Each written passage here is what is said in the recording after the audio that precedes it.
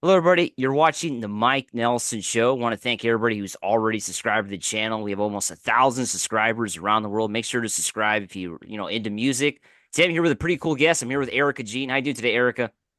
Good, thank you. How are you, Mike? Doing pretty good. So Erica, you're out in the UK, right? Yeah, I am. Yeah, I've actually never been to Europe, so it must be different out there. Born and raised here in the United States, so must be a different world out there. It is. It's a lot colder, but I think it's such a beautiful place. There's so much greenery here. And I'd say the people are nice. It's definitely worth a check around. I recommend the UK to anyone, and also especially like Ireland. I know a lot of Americans really enjoy Ireland because they have Guinness and they have some fun pubs. So For sure. yeah. So, Erica, when did your musical journey kind of kick off? When did you start listening to music? When did that start for you? So I started performing when I was around 4.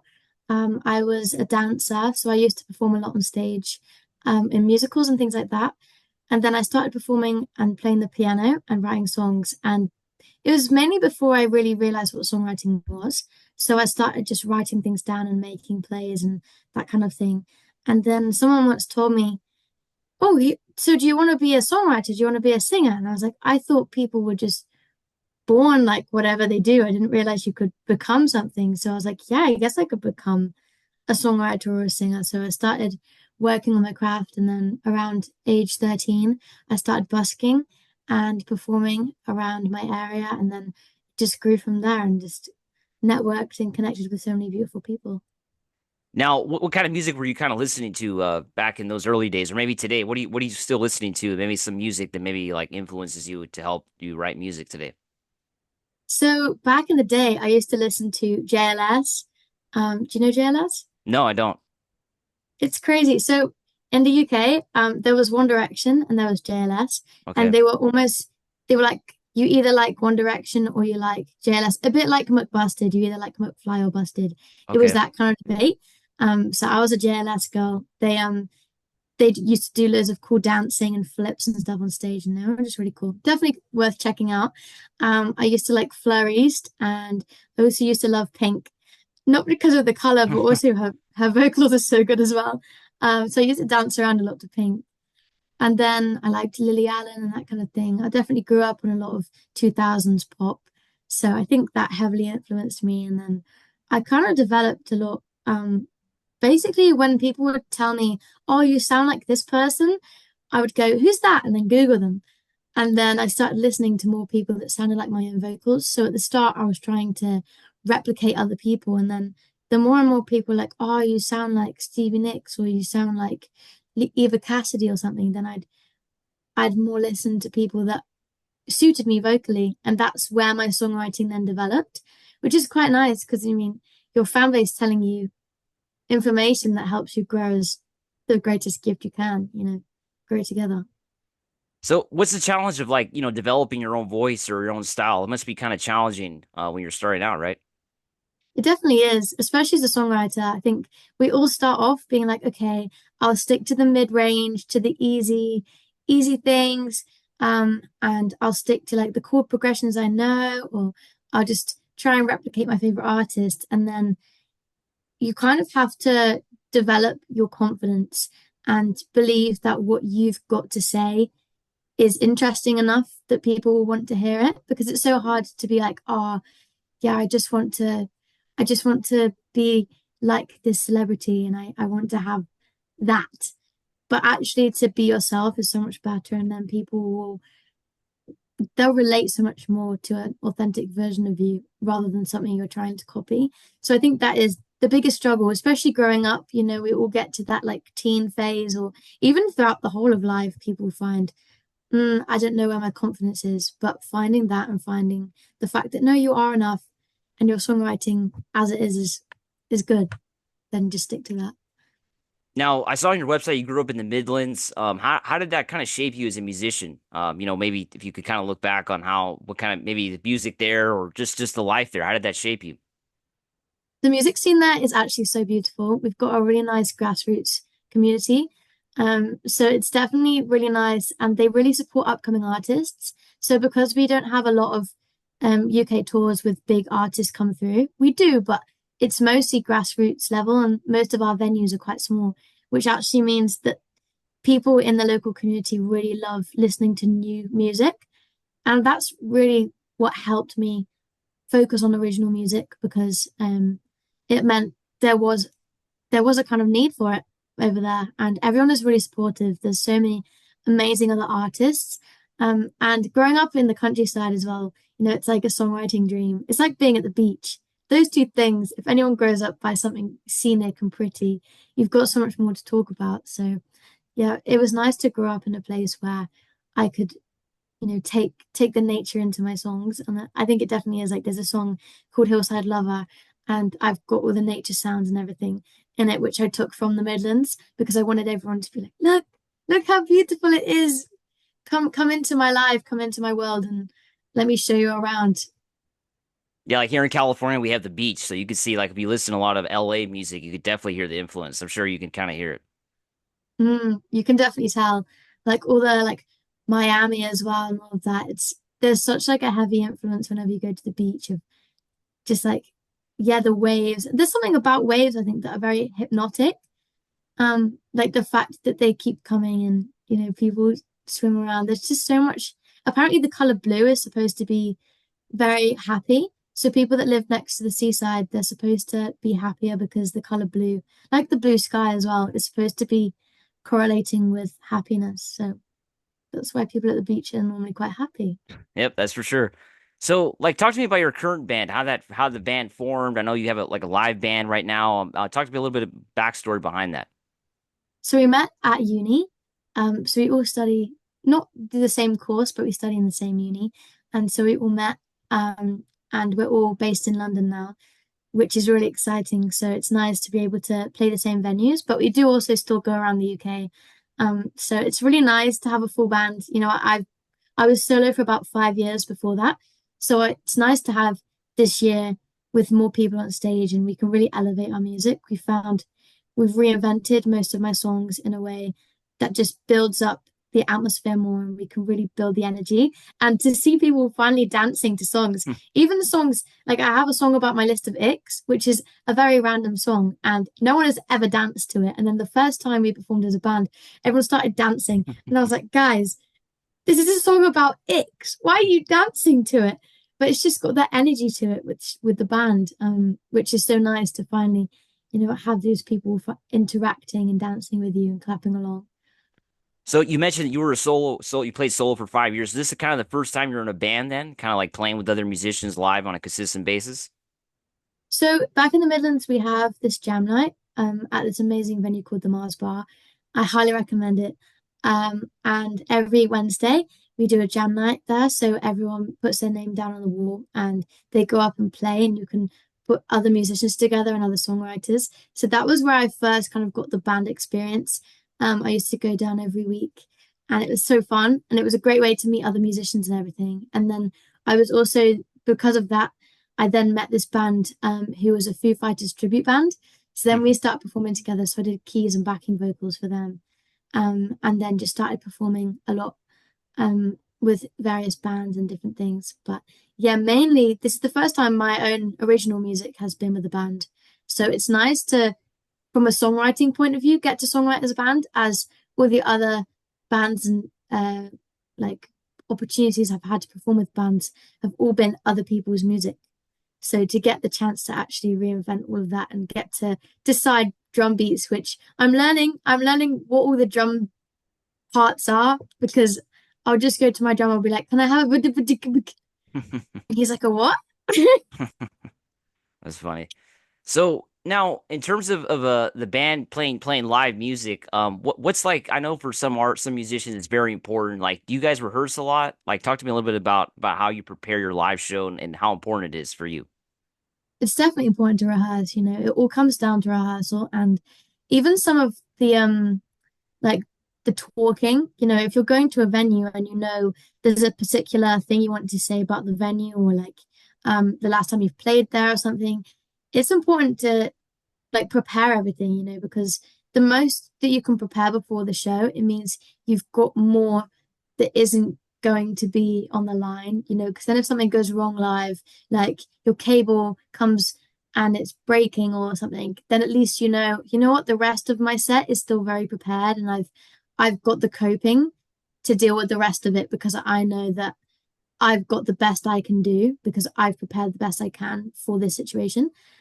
So in terms of band practice, we normally go through the set. We go through all the songs that we feel like need to go through the most. And then we'll go through it in order just so we get used to playing it in order because personally I'm very bad at knowing which comes next as well. So The I'll same set list every night, sometimes right? Same no, set. it's never the Oh, same. oh, It's it's never the different. same. Okay.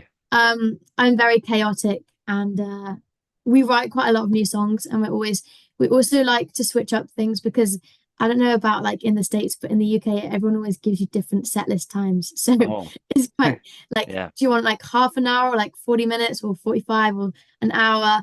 And then so there's normally lots of different set times. So you have to be like, oh, it's like that one we did 2 weeks ago, but add one more song or take one more song off. And then because you do that, the set, I always try and build the set up. I'm very much like an overthinker when it comes to like gelling everything together to perform. So I really think about my set list and the audience and when is ready to dance and when's ready to slow it back down again. So for me, if I take out one song, it actually does a lot because I always put my songs perfectly together so that it fits. So yeah, we practice the songs in the band practice, and then we also go through anything that you think we can develop. So if like a bass line, we've got an idea to like add a bit more onto it, or like a vocal line we want to change a bit, or you know, like an ending. And at the moment, we're trying to do more transitions into our songs. So we're coming up with transitions that we can like smoothly integrate our songs. So it's stuff like that that's just practicing, and there's always something new. So we're always just trying to come up with the next stage and just make a project out of whatever we're doing, to be honest. Now, I know I noticed on your website you played some pretty awesome shows, including the Commonwealth Games. Is that right? How was Yeah. that? So I was actually a dancer in the Commonwealth Games, which was so fun. So I danced with this amazing group called Critical Mass, and we danced in the opening ceremony. We did a performance with it was Celeste, Tony Iommi, and um, we also did the end of the opening ceremony. So we did that with Duran Duran, which was Wow. amazing. Did you So get to meet like Tony Iommi of Black Sabbath or no? You just kind of saw him we on. did, Oh, we how was did, he? yeah. I'm a big He Black was Sabbath fan, so tell me He was about it. very chill. He was very chill. We only met him briefly in the hallway, but he was really nice, and he took time to come and say hi to us, which was really nice of him. I'm gonna be honest, I actually didn't know who he was when I met him. Um, Oh. but it's just like out of context, it's very hard to know who people are. But he was wearing all leather, and I was like, I know you're someone cool, and I vaguely recognize you, but I don't know who you are. Um, and I met Ginny Lemon as well that night. Who's this Wow. really cool drag queen. So yeah, it was a very fun night. There was fireworks, and it was basically a big celebration of Birmingham and like the Midlands. So um in the Midlands, we were basically, you know, we were called the Black Country, because there was so much soot back in the day, because we made basically all of the um like mechanics and all of that kind of thing. We invented a lot of things. So there was a lot of factories which obviously burnt soot. So we were known for the Black Country. And then because the Commonwealth Games was hosted in Birmingham, they thought we needed to celebrate the local Birmingham culture. So every single artist and every performer was from the Midlands. So it was amazing to have, you know, so many people in this whole stadium that were all from the same area and all celebrating um, where we're from. And we had Malala as well come and do a speech. So it was just an amazing time. But yeah, and it's crazy to look back as well because when I was in the moment, I was like, okay, just get it done. I've got this thing where I don't really think when I perform. So when I do like stadiums and things like that, I just try and just do it and then not think about it until it's done. Because if you think, oh, I'm doing something really cool, you're going to freak yourself out.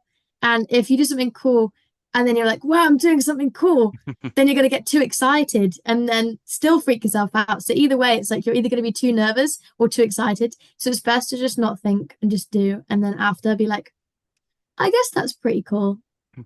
And by that point, it's okay. You can freak out or do whatever you want to do. Now, this past weekend, you had some pretty cool shows, right? You played the O2 Academy, is that right? Yeah. So it was our biggest headline yet, actually, which was very fun. It was such a cool show. It was to celebrate our EP release, which is coming out on the 27th. So it was very fun, and there was a lot of people there and a lot of fans. So we really loved it. And we were also selling CDs. So I printed my first set of CDs, which Wow. was a surreal experience. Just seeing that album cover go into something like physical. Because with distribution and everything, it's so online, you don't always realize the physical thing. And then as soon as an EP is in front of me in my hands, I was like, whoa, this is suddenly real. So that was amazing. And to share that and actually give them out to people was like the first steps of this EP. And it's suddenly the days of the daydreaming that was the EP was suddenly coming into real. And I was like, wow. So that was amazing. And to celebrate with the people in the Midlands and share it with people that have been there from the start and people who've just met me was a really nice community. So yeah, it was really fun. Well, congrats on the EP. I'm sure it was a lot of hard work. Tell me more about it, though. I know it's coming out. It's coming out this week, then. Yeah, so it's coming out on the 27th of September. And there's actually a music video coming out on the same day, which is very exciting for Evergreen Time, which is one of my favorites on the EP, I think. It's a very nice song. It's very chilled, kind of like R&B pop. So that's nice. And the title track is called Lemonade Fizz, which is about a visual condition I have called um, visual snow, which basically looks like it's snowing in front of your eyes. It makes it quite hard to see, but I've never seen any different. So for me, it's okay. But the whole thing is about almost a message to my younger self and being like, it's okay, things work out. Sometimes things don't go as planned, but we're here and we're enjoying ourselves. So when I was younger, because of this visual condition, I used to get nightmares, and I used to call them the wigglers because it looked like they were on, well, they're on my skin now, like if I look at them. And they almost look like they're TV static and like wiggling around. So I used to scream and go to my parents and be like, ah, the wigglers are here again. And it was just kind of like a thing. And then I remember I accepted them as my friends. That's how I got around it because I was like, okay, if you're hanging around, I'm gonna make friends with you. So then I made friends with the Wigglers, and then it became this whole thing where everyone kind of thought I was weird because I was like scooping them up, but they were actually just in front of my eyes, but I knew they were there. Um, and so I'd just like play with them, and I'd be like, you know what? They're here. They don't look like they're going anywhere, so I guess we're friends. Um, and so the combination of that and growing up being friends with something that was in my head and then growing up into this place and moving to London, I then met this smoggy skyline that was filled with no stars, as you might relate to in LA, where Yeah. there's just no stars, so it's just a black sky. And because of my eye condition, I could just see all these specks, and I was like, "Oh, I can still see stars." So one of the lyrics is "The stars burn in me," and it's about the fact that sometimes things look different, but hey, I can see stars, so maybe it's not all bad. So that's quite a positive song. It's got like an underlying message, but it's to empower people, and I think that's what the whole EP is for me. Is it's called Dizzy because it was my childhood nickname. So for me, it's a big message to my younger self and other people, um, to just embrace who they are and look, life is a bit funny and life is a bit chipped in ways, but that's who we are and we're living a fun life and it's original because it would be boring if it was just the same. So the whole EP kind of collectively describes the individuality of life and the ups and downs with some happy songs, some more downbeat songs, but they all have the same theme of positivity and individuality throughout, which I think for a title of Dizzy, where it just describes me, past and present, it feels fitting that let's grow together as an audience and a fan base and discover what it's like to live a weird lifestyle. Now, what about like shows coming up? You have any shows you could maybe promote for the audience that you want to talk about? Yeah, so we've got some shows coming up, a few festivals for the end of the season, and then I've got a deluxe EP which is coming out on the 25th of October. So there's two more tracks. If you like the Ix song, which is called Warning Sign, there's a 7.5 minute version coming out on the deluxe version because Wow. if six verses weren't enough, there's going to be 12. So that's quite fun. And then Self Love, which is a current demo, is coming out as well on the deluxe version. So that's something to look forward to, which I'm very excited.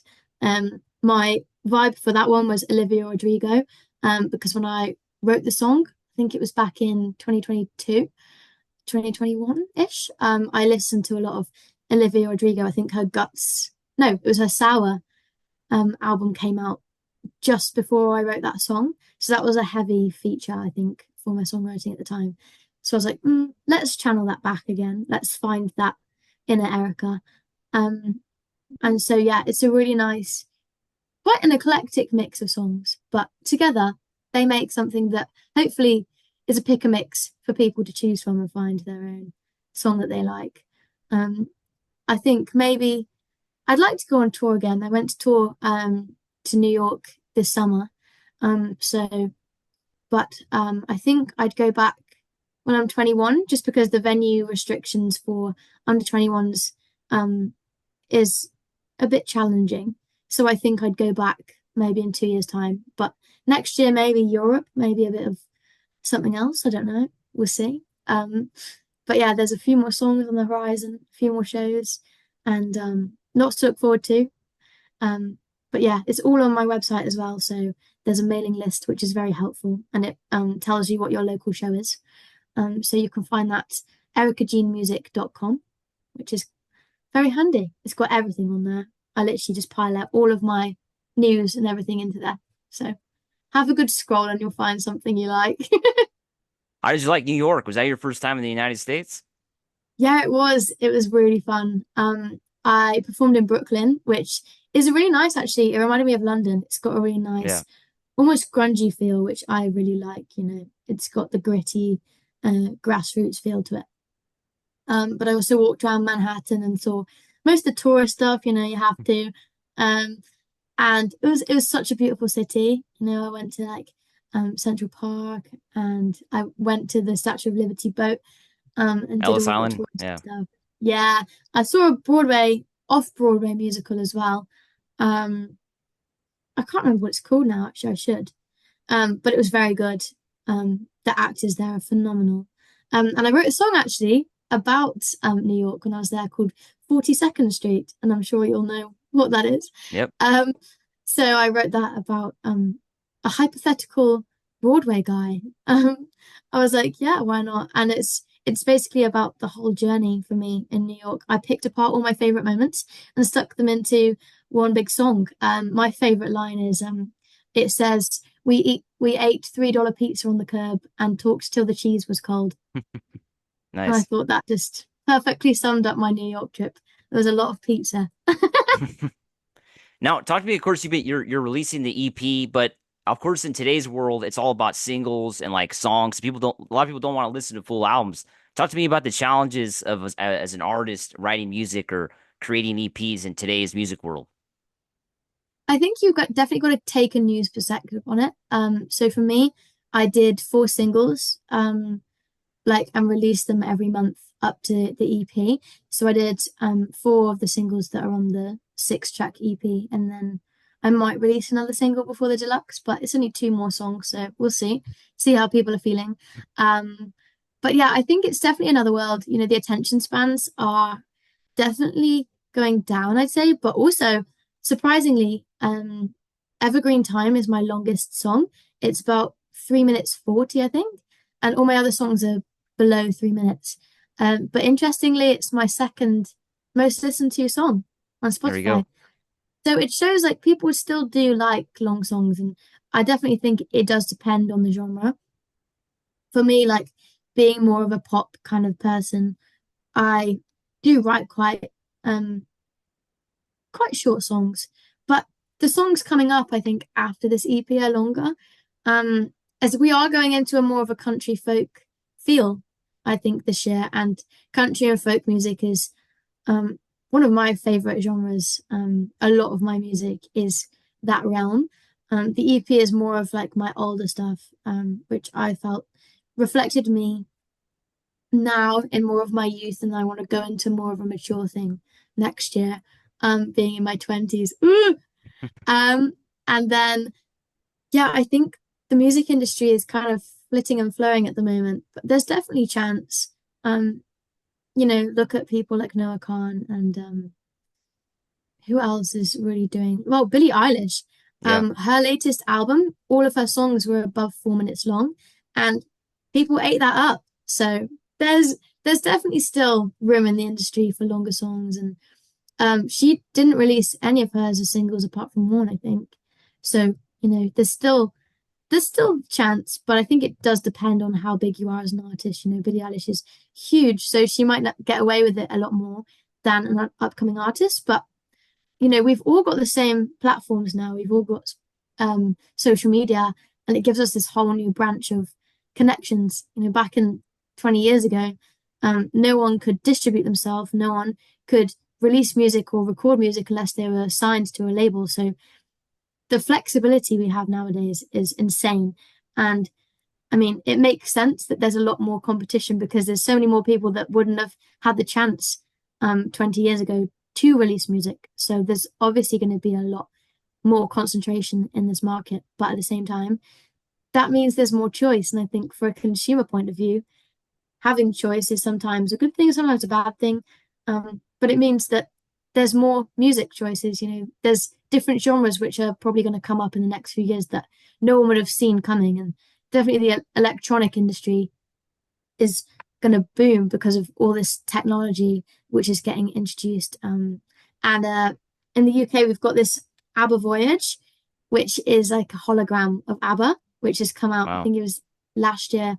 So now they've got ABBA, and they've got a live drum kit and live musicians, Wow. and then they've got holograms of ABBA, which like go onto the stage. And that's a whole new realm. A lot of EDM music and that kind of thing are going into holograms and lasers, and there's a whole new exciting twist, I think, to this next era of music, which I'm very excited to see. I think we are going away from acoustic music slightly, but people still do like country, people still do like folk, and there's so many types of people that I think as long as there's a fan base there, people will listen, people will respect all kinds of music, because I always talk about the fact that there's no one kind of person, so there won't be one kind of music ever, because what's the point when everyone's not the same? So as long as there's diversity, there'll be diversity in music. And that's the beautiful thing about it, is we can all agree to disagree on things. So in terms of music marketing, I guess it's just being authentic. If you want to release singles, release singles. If you want to release an EP, release an EP. I think the moment that you prioritize like making money as your main thing, yes, we all have to make this our business, but I think it's about our fans and whatever our fans want, whether our fans want a 3 minute 40 song or a 1 minute 30 song, that's up to the fans, not to us. And we've got to just follow whatever they want. And that's where our fan base will lead us. And that's the beautiful thing, is I'm a very indecisive person. So I will let everyone else decide in my fan base whatever they want from me. Now, talking about music marketing, a lot of musicians now have to be like social media influencers as well. Like, is that something that bothers you, or are you okay doing social media? You like doing that stuff? I quite enjoy it. I think it's definitely got its ups and downs, but overall, I think you have to find your crowd. It's easier to say than do, but I think like consistency is really the biggest thing on social media. I'm really lucky because I'm a very weird person, and I love making weird videos. There's a video of me eating a gingerbread man on the tube and dancing around in a pudsey onesie. There's just some random things, but people accept me and people accept Erica Jean as a band because we all have the same weird qualities, and our fan base is then attracting that kind of people. And that's the beauty of it, is if we show everyone else who we really are, then social media will go, I understand you and I raise you. I'm even weirder. And then you get some really weird conversations happening in comments. And for me, that is the funniest thing. I remember, I think it was last year, I talked about the fact that I got a cucumber stuck in my hair in Lidl, which is like a UK supermarket. And I was talking about the fact that the sticker was then, when I checked out, I found it. Um, and I sparked this whole discussion online about the weirdest things people have done in public and all their random supermarket stories. And I was like, it's beautiful the fact that social media has brought us all together and we're all here sharing our weird stories together. And some people in public or online might be like, that's really weird. I don't want to take part in that discussion. And that's perfectly fine. We don't all want to talk about the same things, as in real life, we're not all going to have the exact same friends. So that's the same on social media, is just finding your tribe and finding the people that resonate with you and the people that you resonate with. So for marketing, for me, I think it is just being authentic and just having that point to just do whatever you feel is the truest to you and your brand, and your brand will figure itself out as it does, now, because of one of my songs is called Chip Pink Fingernails, and as you can see, I've got Chip Pink fingernails on. It's also great branding. Someone said the other day, they were like, that means that you don't really have to paint your nails, do you? And I was like, no, not really, only a few weeks. Because I'm constantly on brand. I can't ever be perfect. I've got to be chipped. But the beautiful thing is people show up to my shows wearing pink, and they show up painting their nails pink, and it's just such a nice community. And that would never have been possible if I would have hidden myself on social media. So I think it's just about going and finding you and finding who you want to be to others. Do you want to be the crazy aunt? Do you want to be the shoulder to cry on? And any of them are fine. It's just about what makes your music that character, and whatever people think of your music, that's probably what they think. And for me, some of my songs, people have very much different connotations than I do. And what I wrote the songs about. But that's for me to know, and that's for them to resonate with. And that's the same about branding, is you can try all you want to create a brand, but people will resonate with what they want to resonate with, and they will pick apart what they want to and use that version of you to latch onto and create that brand. So it's quite fascinating, really. Well, Erica, it was great talking to you. I really appreciate you coming on the show today. Thank you so much for having me, Mike. It's been amazing. Appreciate it. Make sure to subscribe, everybody, and thanks for watching.